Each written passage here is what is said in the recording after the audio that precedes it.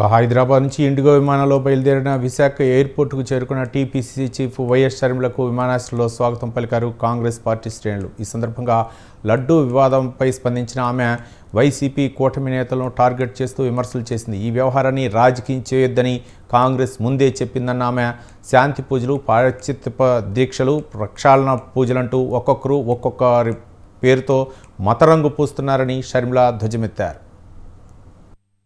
Supreme court తీరు చూస్తుంటే రాష్ట్రం చేస్తున్న సిట్టు దర్యాప్తు సరిపోదు, కేంద్ర దర్యాప్తు జరగాలి అన్న రీతిలో సుప్రీంకోర్టు మూడు ఉన్నట్లు అర్థమవుతుంది. అందరికంటే ముందు లడ్డు కల్తీ విషయం బయటపడిన వెంటనే సిబిఐ ఎంక్వైరీ జరగాలి అని మొట్టమొదట అడిగింది మేమే, కాంగ్రెస్ పార్టీ. సుప్రీంకోర్టు కూడా మాతో ఏకీభవిస్తున్నట్టు కనిపిస్తుంది కాబట్టి హర్షం వ్యక్తం చేస్తున్నాం.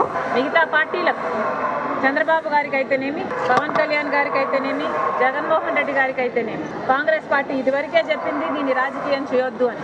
ఒకరేమో శాంతి పూజలు అంటున్నారు, ఇంకోరేమో పశ్చాత్తాప దీక్షలు అంటున్నారు, ఇంకోరేమో ప్రక్షాళన పూజలు అంటున్నారు. ఇలా ఒక్కొక్కరు ఒక్కొక్క పేరు పెట్టుకొని ఈ విషయానికి మతం రంగు పూస్తున్నారు. ఇది సరికాదు, రాజకీయాలకు దీనికి వాడుకోవద్దండి అని కాంగ్రెస్ పార్టీ ఇదివరకే చెప్పింది. అదే విషయాన్ని సుప్రీంకోర్టు మళ్ళీ